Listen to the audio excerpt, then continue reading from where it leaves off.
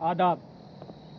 मेरा नाम सौम्य मालवीय है और आज मैं आपके लिए अपनी कुछ कविताएं पढ़ रहा हूं।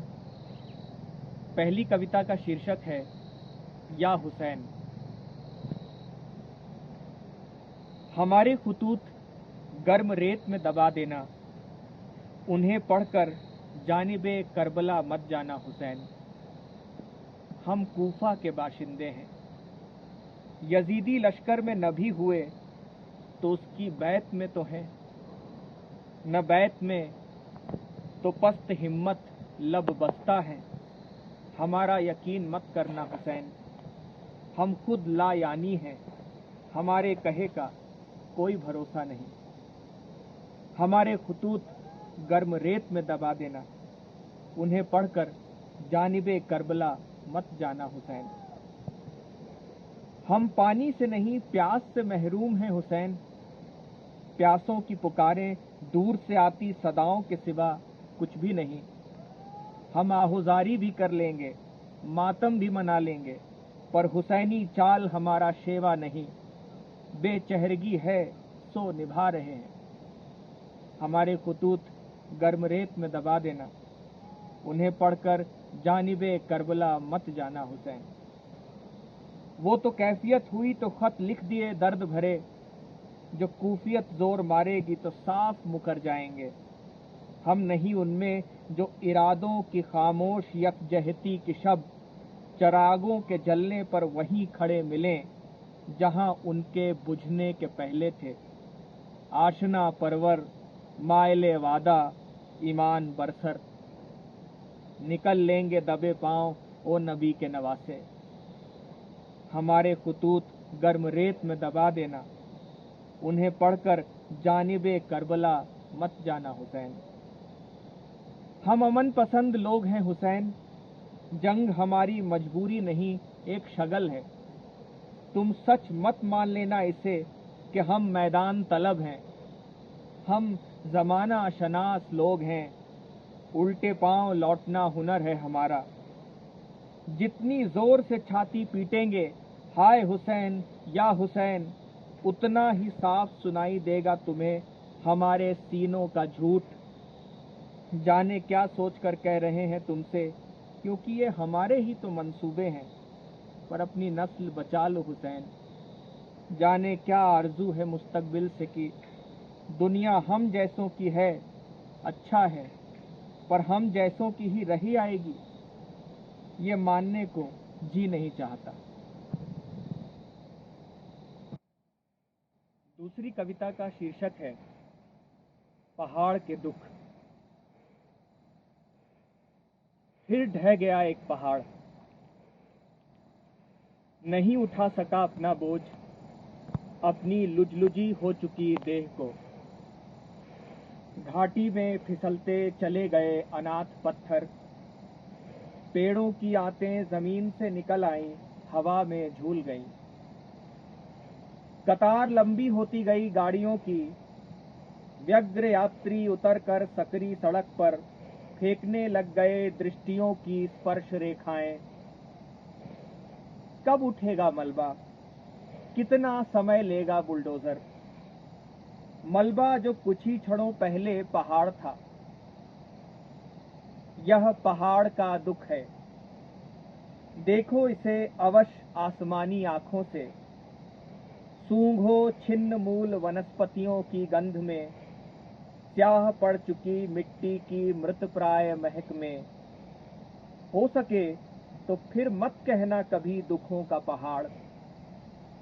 पहाड़ से बेहतर कोई नहीं जानता कि जब दुख टूटते हैं तो उनसे मलबा बनता है, पहाड़ नहीं।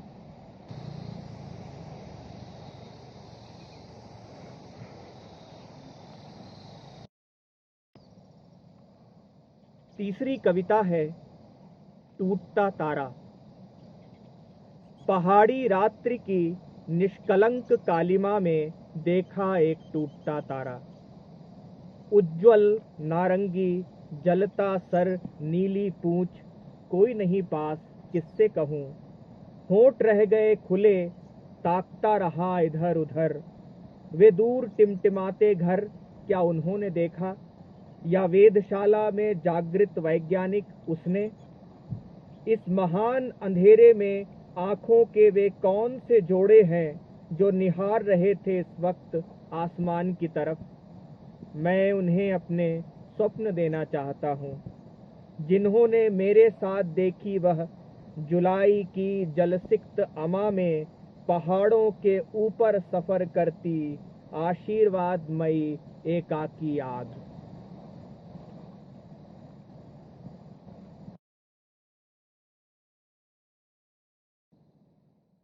चौथी कविता का शीर्षक है खतरा है।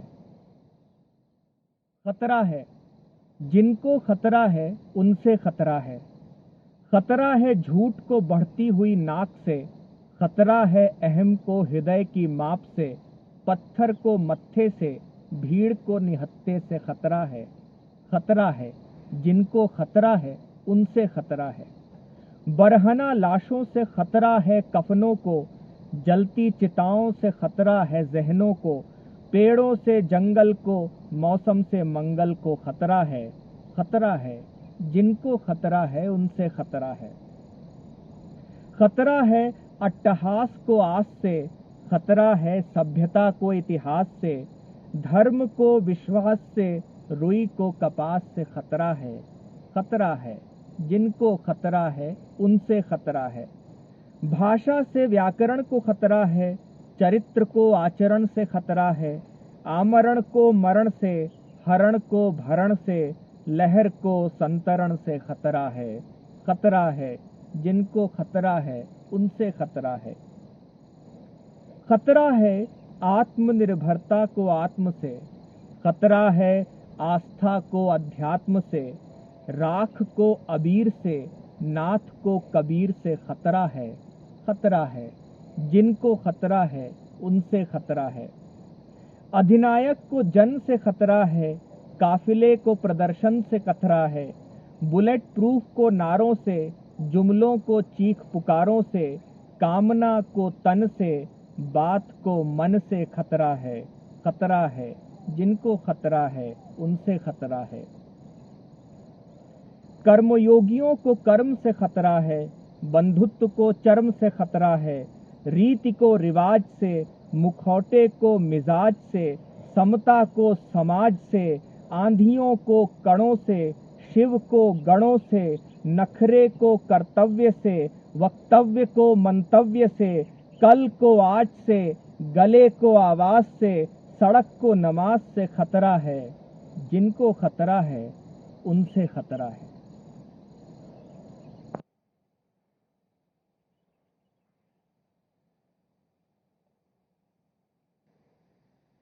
पांचवी कविता का शीर्षक है वह दुख मेरा है, वह कविता मेरी है।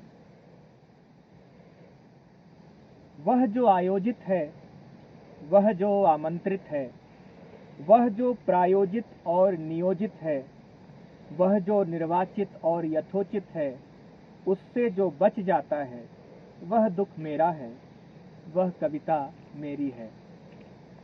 दुख क्या है? एक अवस्था है, एक प्रश्न है मन में चलता है, इस या उस अभाव में अट जाए, पैमानों अनुमानों में बट जाए। नहीं, वह जो तेज रफ्तार ट्रेन से डूबते सूरज को देख देह दीद में थम जाता है, वह दुख मेरा है। जिसे मैं एक नामालूम स्टेशन पर छोड़ आता हूँ, वह कविता मेरी है। अभिव्यक्ति के तौर तरीके हैं, दुखों के कायदे कविताओं के सलीके हैं। अव्यक्त अनचिन्हा कुछ रह जाए, कुछ तकरीबन हो और बगल से गुम जाए। वह जो रात गए सुनसान सड़क पर रोशनियों में छिप जाता है, वह दुख मेरा है। क्लासरूम की आखिरी बेंच पर बैठ जरा जो उकताती है, वह कविता मेरी है। देखकर मुझमें जिसे अपरिचय धुंधला जाए, अजनबियत के बीच भी पहचान कहीं से मिल जाए। पार्क की बेंच पर रखा अनमनी धूप का टुकड़ा, वह जो मेरे बावजूद है, वह जो लगभग मेरा वजूद है। सागर तट के सूनेपन में, रेतीले से अवचेतन में, किसी नाव सा सुस्ताता है, वह दुख मेरा है। दूर क्षितिज पर चमक सरीखी दिखती है फिर खो जाती है, वह कविता मेरी है।